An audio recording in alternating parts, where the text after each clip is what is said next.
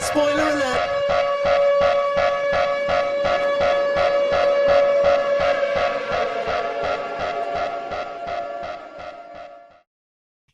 I feel the need The need for for speed. speed. Welcome to Almost. Spoiler Alert. You're Ryan and I'm Dustin. I know, right? Right. All right. It's only fitting that 22 minutes after Memorial Day, we decide to talk about Top Gun Maverick. And last Tuesday, I went to go see the fan event experience at Franklin Park Mall, which was on the big XD screen. And I only went because I had the Cinemark credit ready to go. And I ended up paying $2.25 for it. I was like, what the hell? I'll go see Top Gun early. Might as well Right. get it out of the way. And then I love how the screening just cut to the chase. It was just a montage of all the premieres, one of which was on a naval vessel. It was actually pretty cool. And then here comes Tom Cruise saying, "Hi, I'm Tom Cruise. Here's the Mission Impossible Dead Reckoning trailer," which fucks on a big screen. Yeah, man. I mean, dude, it's incredible. 2023 can't come soon enough. Like, you legit get why Tom Cruise cussed people out when you see this trailer. Yeah, man. I mean, Tom Cruise for fucking president of the movie things. Not maybe not president Exactly. of. Although I would probably vote. Who knows? Fuck it at this point. Yeah. Tom Cruise deserves every accolade he gets because he's fucking still doing it and really doing it. Yeah. When you see all the shit in Mission Impossible and all the shit in Top Gun Maverick, it's like you can't help but love the guy. I used to be the biggest Tom Cruise hater ever, but like post Mission Impossible Ghost Protocol, I started liking him a little more. Well, and the interesting thing is if you are someone who when maybe was put off by his antics or whatever, he has such an amazing it's so fucking I'm so understating it. Such a fucking magnificent insert whatever word back catalog of films. Like I mean, when you look at his body of work, it's fucking insane, dude. And you know, the movie where he was like jumping on couches and shit or whatever. Yeah. Mission Impossible 3, dude. To me personally, I will go to bat for that movie anytime. I love the Mission Impossible franchise, but 3 is something special. It just it fucking rocks hard. Yeah. Philip Seymour Hoffman is one of my all-time favorite villains. Right. I fucking love him in that movie. Yeah. Fucking rabbit's foot and shit. And you could see why he was jumping out the couch other than Katie Holmes when he was plugging Mission Impossible 3. Like, it actually is a really good movie. This was back when J.J. Abrams was good. Oh, this is going to be a hint for what's coming down the pike. Yeah. Well, and in that film, it just has a different... It just hits different. It has a different kind of action. There's like this, and then I would argue all there forward, all the Mission Impossibles have this sort of, but that was the first time you really saw this. It's hard to really pinpoint, but there's almost like an Indiana Jones guy barely makes it sort of energy about these action films. You know, Tom Cruise is Ethan Hunt and plays all of these fucking, you know, well-trained people, but he's really going 1,000 miles an hour by the skin of his teeth, and you're going with him. And that's the first time that I saw that, where you feel like, oh my God, even in this movie, even in Top Gun Maverick, you feel that way. Yeah, dude's the American Jackie Chan. I just love this phase of his career. Me too. I'm actually really interested to see what he'll do in the next 20 years. And when I went to go see Top Gun Maverick, I was legit surprised as to how packed my theater was last Tuesday. I was like, what the hell, I'll go see it. And then I pull up the app, the Cinemark app, and my theater is damn nearly full. Thankfully, there are some seats in the back because I like to sit all the way in the back if I'm doing something like IMAX or the XD screen because I want to see the full screen. Yeah. I like to And go like, like four or five rows up. That's it. Just and 4 or 5 rows.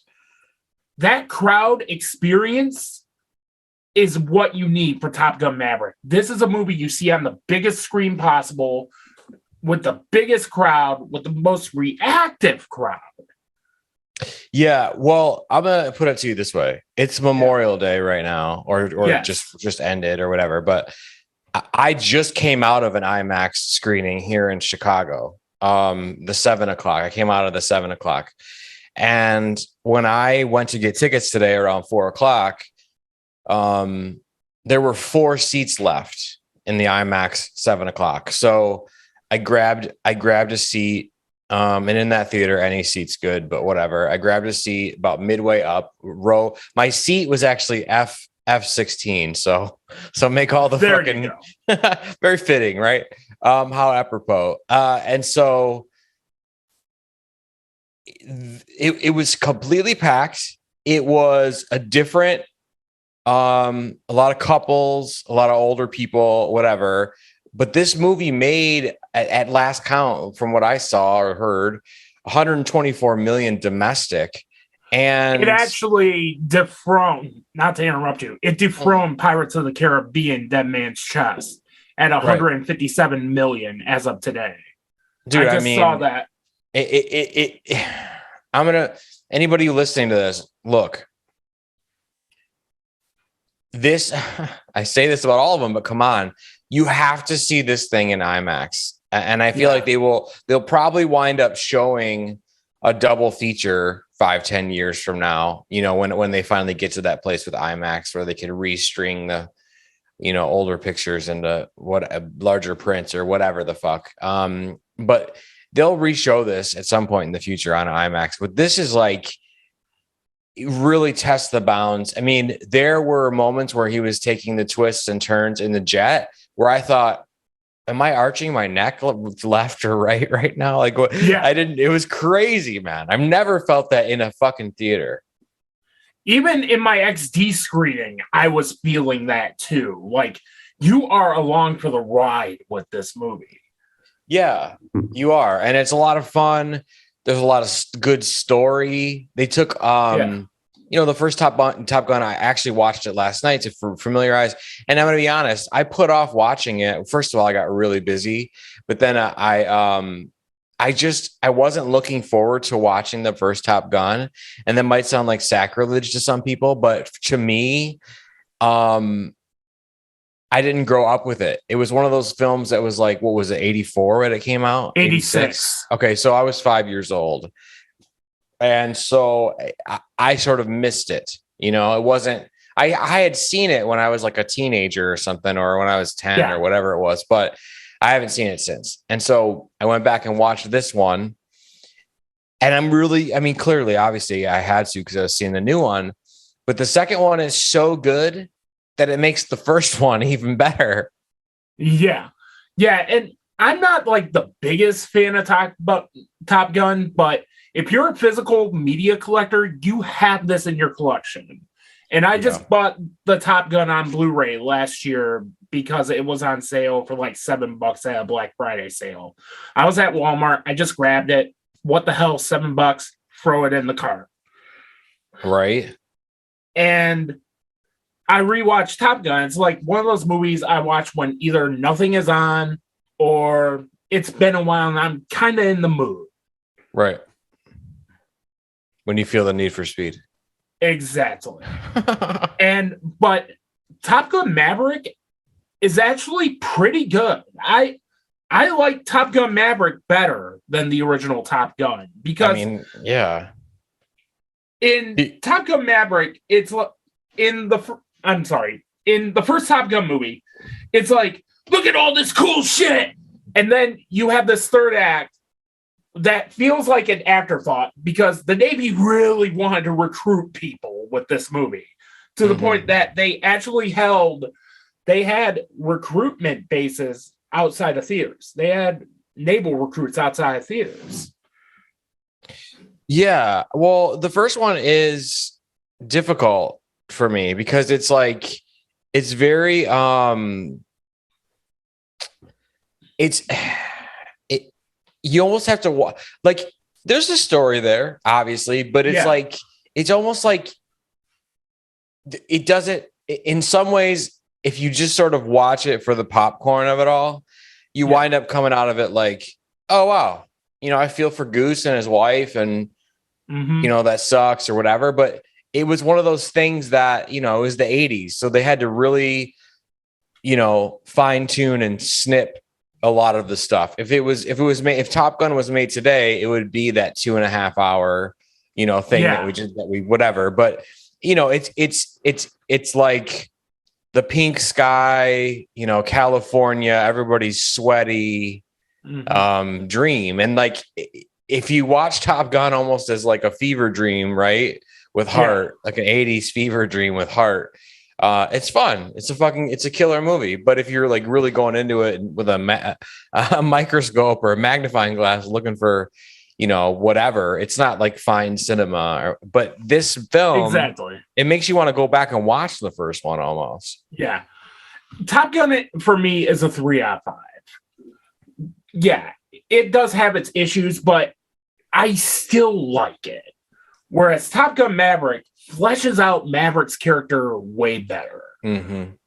Yeah. And then you get into the stuff with Rooster, played by Miles Teller, who is absolutely fantastic. Also, if you get the chance, watch The Offer on Paramount Plus. It's one of those shows that's really fucking good. Right. That is when the show is not sucking Albert Ruddy's dick. With the way the show is written, you could have swore Albert Ruddy was working on the cure for cancer. Right. But everything else about the show, including Miles Teller's performance in this, is really fucking good. Right. Yeah. I mean, it was just a good time too, And then you see Miles Teller in this movie, and he eerily looks like the son of Anthony Edwards and Meg Ryan. Like he's spot on casting. Right. To the point where it's like, okay, this tracks for me. I can see Rooster's conflict here, as Maverick was the one who pulled his card saying, no, you can't be in the Naval Academy, because he feels this guilt over Goose. Mm-hmm. And that is compelling to me. And also the mom asked him to. Yeah. Mm-hmm. And Meg Ryan dies off screen in this movie. Right. Yeah, she gets like one throwaway line. I'm like, what? You can't bring Meg Ryan back? Like, yeah, I was looking around for Tom Skerritt and shit. Yeah, I think Tom Skerritt would be a little too old for Top Gun. Probably, but I mean, But speaking to that, I fucking love the way they brought Val Kilmer as Iceman into this. Yeah, me too. It starts off as texting, and you see their relationship. You get it through simple communications, right? Through voicing. And when we do see Iceman, and they write Val Kilmer's real life throat cancer into this, and you can feel the emotion as Iceman is typing these words to Maverick here. Yep, you really can. Like, and even just reading it, you can picture what he's going through. This is by far and away one of the most A+ scenes of the year. Mm-hmm. If I were to do a top 5 on my favorite scenes of the year, this is number 1. The scene between Maverick and Iceman. And then, and then you hear Val Kilmer speak with his real voice. Whereas if you watch the documentary Val on Amazon Prime, it's kind of haunting to listen to him talk, because he speaks with a complete and total rasp. Yeah, he does. To the point that his son narrates the entire documentary. But when you hear Val Kilmer's actual voice come out of his mouth, it's kind of heartbreaking and bittersweet. And then a few scenes later, we're at Iceman's funeral. Yeah, I mean, they definitely use that character well, and it's done respectfully, and it's done thoughtfully, and it's done creatively, and they definitely use it to, we find out in this film, and it's made abundantly clear that Tom Cruise's character, Pete, I can't think of his last name. I keep losing his last name. Pete Mitchell. His code name's Maverick. Yeah, Pete Mitchell, codename Maverick, call sign Maverick. He's gone on to just keep breaking rules and pissing people off, And he's a test pilot. He's content with being a test pilot. He's the Naval Academy's Jon Snow. But he's seen combat also. Yeah. He's flown other missions. He'd rather be in the fight. And that goes to my next point. I love how well Ed Harris, John Hamm, and Jean Louisa Kelly all slimed into this movie to the point where you could have swore they were in the original. Right. Well, and that the other part that I was going to say too is that Iceman has been, he's more celebrated by the rule book kind of guy, but he sees the need for speed. No, I'm kidding. The need for Tom Cruise's character. So he's sort of been protecting Tom Cruise's character, Maverick, this whole time, Pete Mitchell. Right. And so when Iceman dies, Pete Mitchell, Maverick, loses that protection, and they boot him from the program. Yeah. And he's got to earn this shit back. Right. And this is where the only instance of fan service works for me is when they do the football game on the beach. Yeah. Yeah. And then they build it in, and Maverick says, look, this is a team building exercise we're doing right now. Whereas in the original Top Gun, it's just there, and you're hearing Kenny Loggins' worst song ever, playing with the boys. Oh it's my God. There. Yeah, it's bad. But in the scene, it totally works for what Tom Cruise is trying to do, because the crux of this film is on this mission where they have to basically fly low to the ground and destroy these missile silos and shit. Yeah, it's basically the Death Star times fucking times 10 in a jet. Yeah, it's basically real life Death Star trench run. Right, and it's a suicide mission essentially. Yeah. Until Pete Mitchell shows up. Exactly. And then, which goes to my next point, the third act is totally fucking earned. Yeah, it is totally earned. And like it's just done so well. I mean, you're having fun. There's like some giggles with Jennifer Connelly's character, who we haven't talked about yet, if you want to introduce her or whatever, but the whatever. And then there's like some fun things with with some of the other characters. There's some mirroring going on. There's a few quick little flashbacks. And it's done really well, but it's also, it is building, every little thing about how, he, failed out of here, came in second here, or he broke so-and-so's heart, or whatever it is.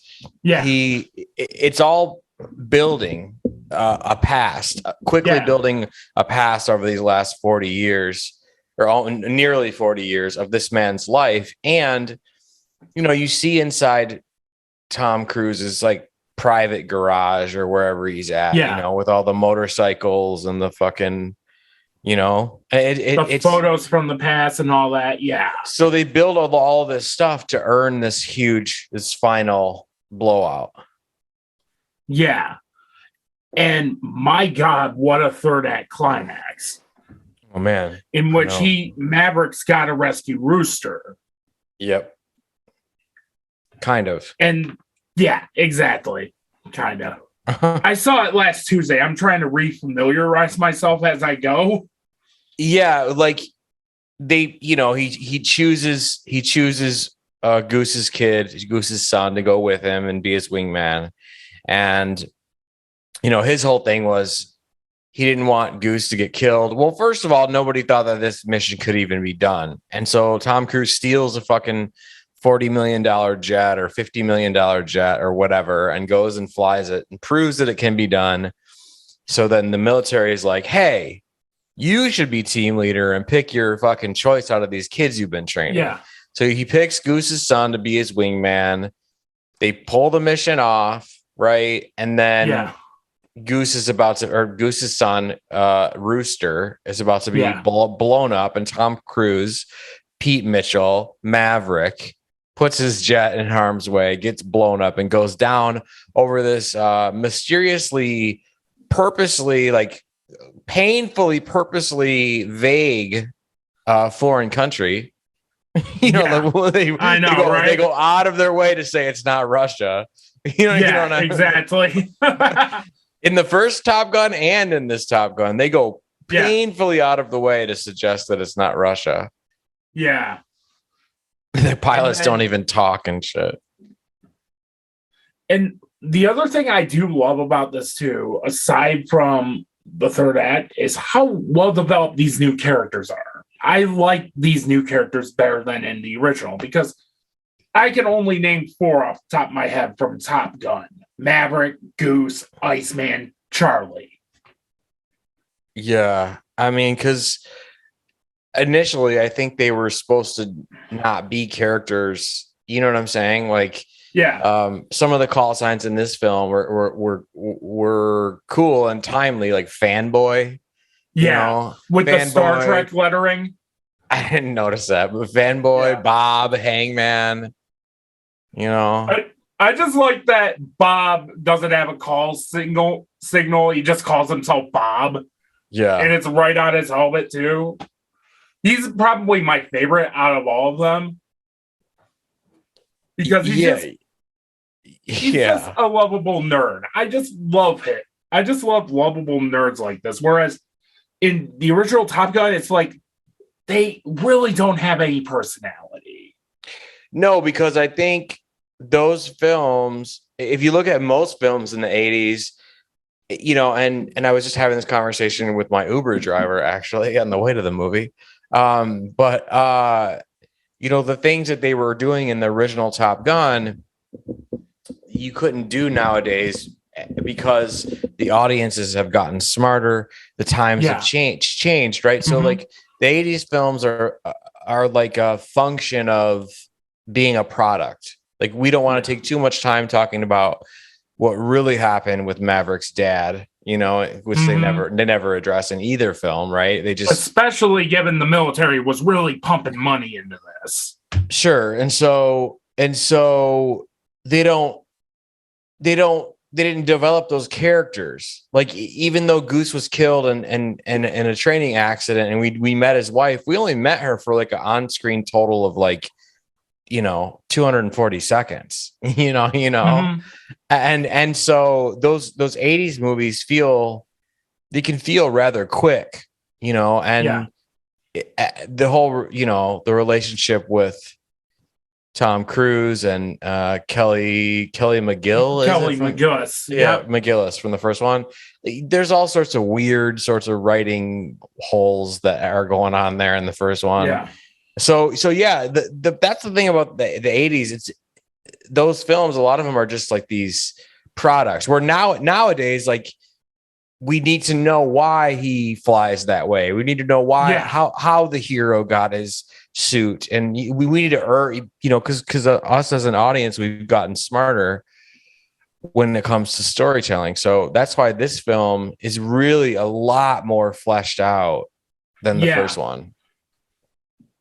Yeah, and they do kind of button things up. Was Jennifer Connelly, was her character a brand new character, or was that someone based on someone from the first one? Or I think it's loosely based on someone from the first one, something about the Admiral's daughter in the first film or something like that. Right.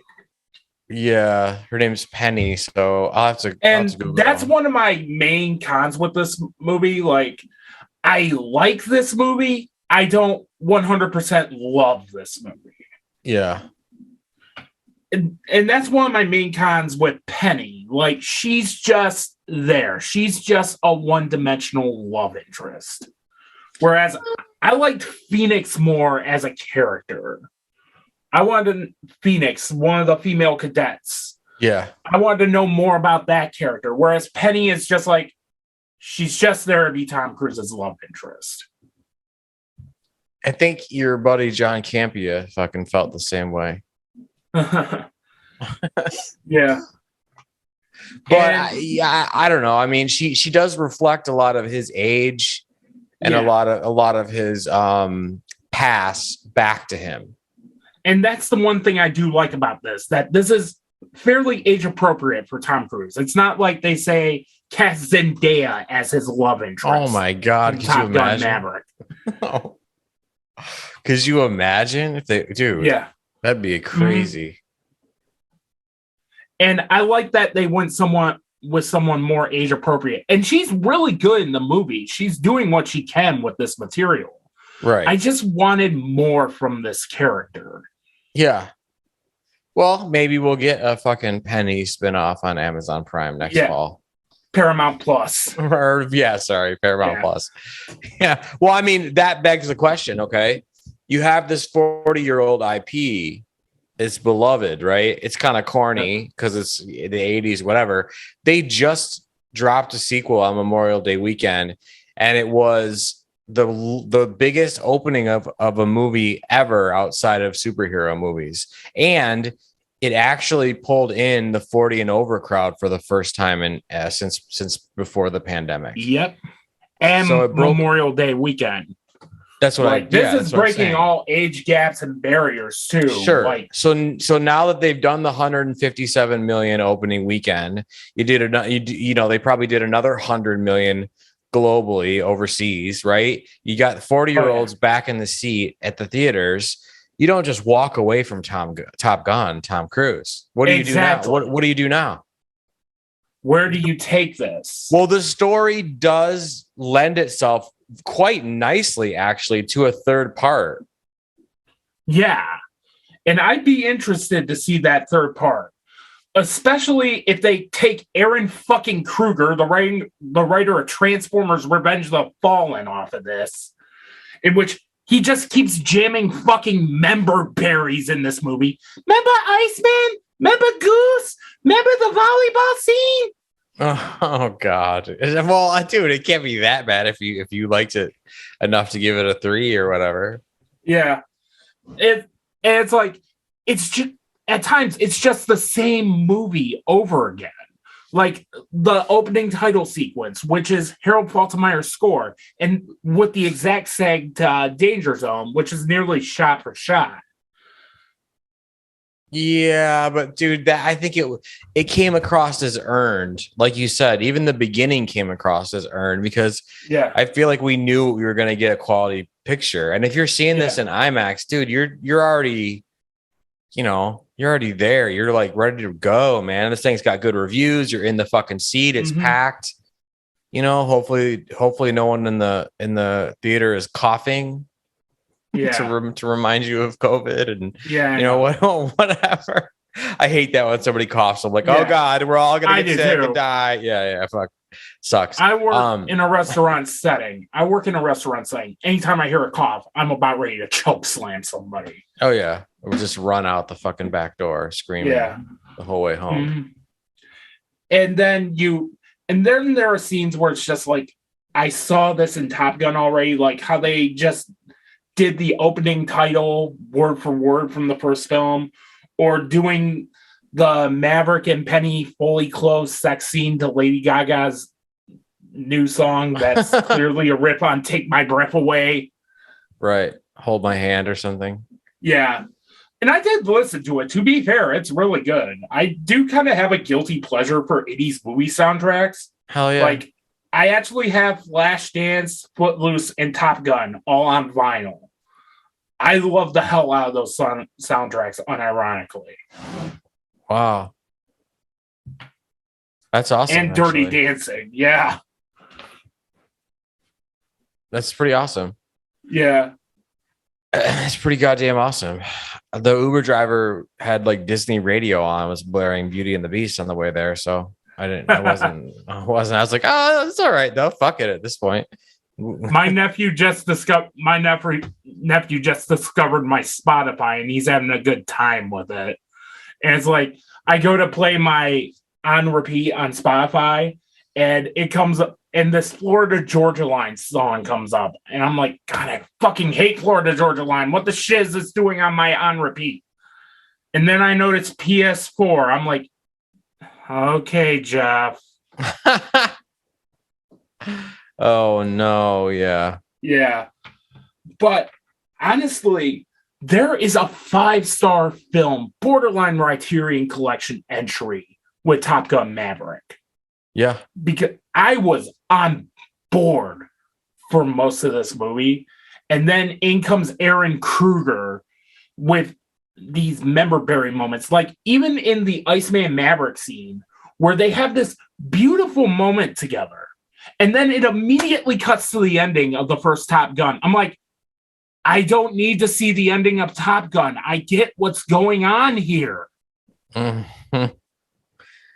I mean, they showed you the death scene, not the ending. The ending's when he's taking out all the fucking MiGs and shit. Yeah.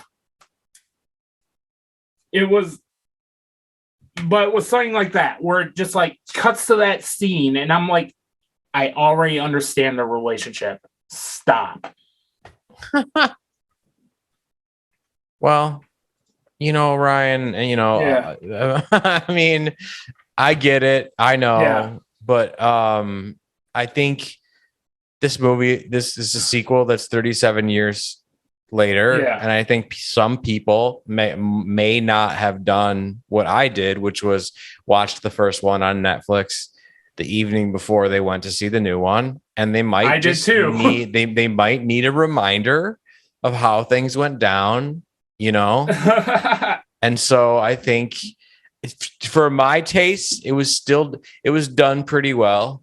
It was still within the bounds of taste. There wasn't, had he had like walked to the bathroom or something and there was some life-size cardboard cutout of Goose, then I would have been okay. We're too far. There's too many pictures. I'm starting to question things now, but there was just the right amount of pictures. I was like, this is where he flies. This is where all of his memories would be. It's not like they're on his nightstand, Yeah.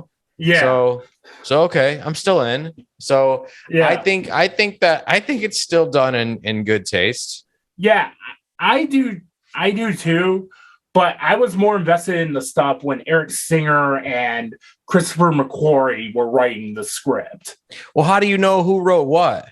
Yeah. Because I've seen Transformers Revenge of the Fallen. And you're making assumptions at this point. Yeah. I know. That's funny, though. And then, but when I look at the grand scheme of all these legacy sequels we're getting, like Mad Max Fury Road, Blade Runner 2049, Doctor Sleep, or even Tron Legacy, which not only John Krasinski also directed, but Joseph Kosinski also directed, but was also his feature film debut. Top Gun Maverick is in the pretty good category for me. It's a 3.5 out of 5 for me. But when I'm seeing like these other legacy sequels that actually build and do compelling things and tell an entirely different story, hell, even Scream 22 to an extent. Which we should probably have a discussion about since the news is breaking all left. Hell yeah. Yeah. You called it, dude. Hayden Panettiere's back. Dude, I know, like, if you go back to that episode and you listen to what I said, I'm now curious to see how much of that, because 20% of what I said, maybe 25% of what I said is already in play. So I'm now curious. For all we know, Hayden Panettiere could end up being the new main character of Scream Scream 2023. Yeah, whatever the hell they're calling it. Well, I think that, you know, and obviously our discussion, right, in that episode, we did talk about how I said, did you notice A, B, C, and D? Wasn't that weird to you? And you're like, yeah, actually, now I want to go back and watch it. So because so my thing is they presented to the studio, they presented a trilogy. Here's 3 scripts. Here's the treatment for one big story. We're going to do it in these 3 scripts. Here's the through line. Here's the plot. And I think that more seeds than we were aware of were planted. And what I pointed out about Sydney and the lack of her being around, but also there was some strange things about her kids and her husband and all of those things. So I think I think all of that's going to come back around. So yeah, with legacy films like this, and to dovetail it back into Top Gun Maverick, I mean, I think this last year, calendar year, if not just 2022, you know, but a little bit before that, has definitely shown us there is a correct way to do some of these sequels. It doesn't always have to be the American Pie treatment, you know? Yeah, exactly. Right. Exactly. When you look at what's going on, when you look at all these legacy sequels and the sequels we mentioned with Mad Max Fury Road, Blade Runner 2049, Scream 2022, Doctor Sleep, Tron Legacy, all those films are great because they build upon what came before it, and most of them didn't have sequels to begin with, and most of them came from untouchable films. Like, could you have imagined prior to Blade Runner 2049 coming out a Blade Runner sequel? No, you really couldn't. Could you imagine a sequel to The Shining that wasn't directed by Kubrick? And not only did Mike Flanagan direct it, but he knocked it out of the park. Yeah. I mean, hell, could you imagine a sequel to Tron that actually improves upon its predecessor, has a banger of a score from Daft Punk, which, by the way, I also own that vinyl too. I bet you do. and actually builds on these legacy characters really well. Builds on Kevin and Clue and all that.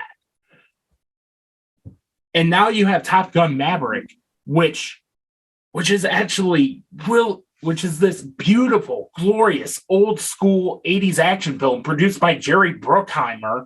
And it has depth and weight to it. Whereas the first Top Gun really didn't have depth and weight to it.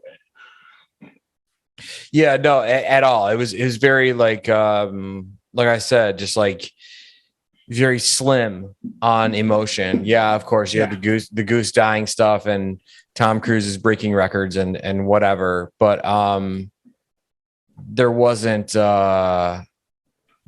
this like huge weight. I mean, he had a little bit to go through after the death and when he was fighting the MiGs in the end and all these things, but there wasn't a lot of, it was just kind of there. This dude's like a fucking hard ass and he fucking rides motorcycles and whatever. So we get all of that in the next one, but we get it with like real world weather, real world consequences. Yeah. And they're weathered. They're emotionally, impact. And they're emotionally drenched, you know, they're all rooted in real stuff. And when everyone's reunited at the end, like it's earned again. It's earned. Mm-hmm. Yeah, totally. Whereas in the first Top Gun, where everybody's reuniting at the end, I'm like, okay, you just devoted like 10 minutes to an action sequence. Yeah, it wasn't because you did not want. I mean, halfway through, you're thinking this guy's going to fly the mission himself and die. and he's going to save the day. That's where your mind is going. So you sort of already have set that tone.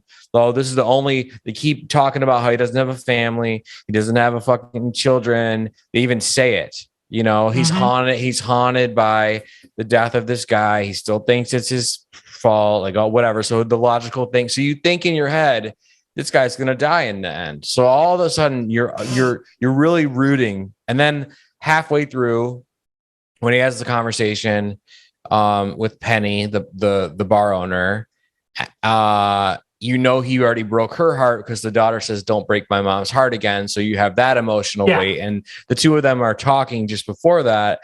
And he talks about how he tried to keep Goose's son, Rooster, out of the Navy. And he fucked with his papers. He pulled his papers because of the mom. So there's all these things happening. But now all of a sudden he knows. He talks to Val Kilmer's character. And Val Kilmer says it's time to let go, right? Types it out on the screen. It's time to let go. He doesn't know how, which anybody growing up at any age that's over 30, that will resonate hard with you.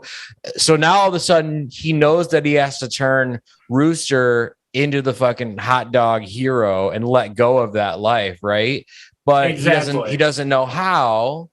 So now all of a sudden you care about this fucking Rooster character. Now you don't want Tom to die, or you don't want Maverick to die. You don't want Rooster to die. So now you're invested in two characters. So what are they doing? You don't want either of them to die. That's what I'm saying. Any of the cadets to die. Right. But especially not Tom, and especially not Miles Teller. And in the third act, what do? They put those two together and then they blow them to Kingdom Come. You know what I mean? Exactly. And then in comes Hangman, who's essentially this generation's Maverick, coming in to rescue them. Right. Yeah. And I kind of dug that.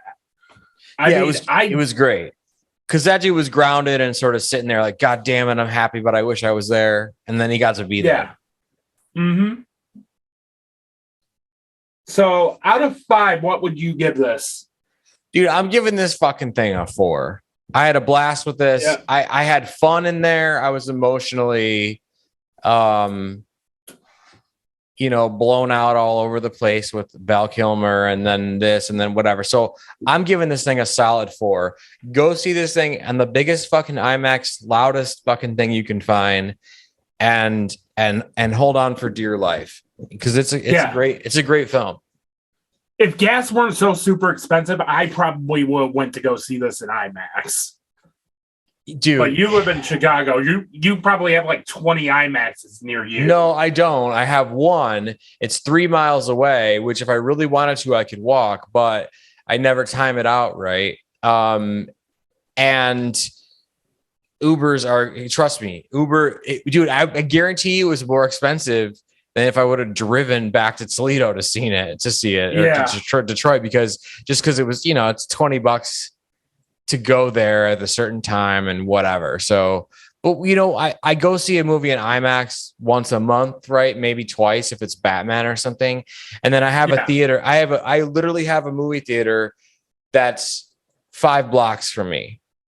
This shows everything, all the indie films, all the whatever. So if I want to see something multiple times, I can just walk there. So I'm very lucky. Yeah, for sure. It all balances out. There you go. Be sure to like, comment, share, spread the word. New Realms Media. Follow me on my socials at New Realms Media. And until then, we'll see you next time. Bye-bye.